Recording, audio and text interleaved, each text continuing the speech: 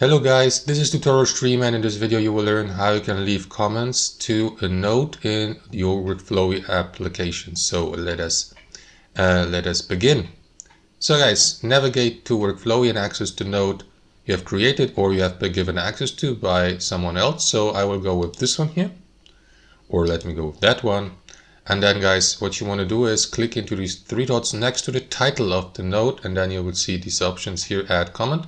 Of course, you may use also the shortcut Ctrl+M, so let us do that. And that is going to give you the opportunity to leave a comment here to the right.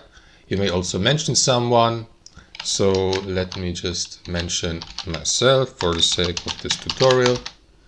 So you'll need to enter the username here and then post or enter the comment 1, 2, 3, and so on and so forth.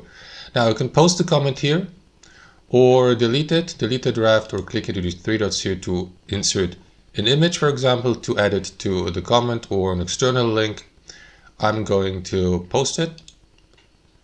And as you can see guys, the comment has been left here, and you can close this by clicking into this button or navigate to this button here inside the node, show comments, to access it and to reply to it, for example, if the comment has been posted by someone else, or add another comment here to create a conversation. That's how it works.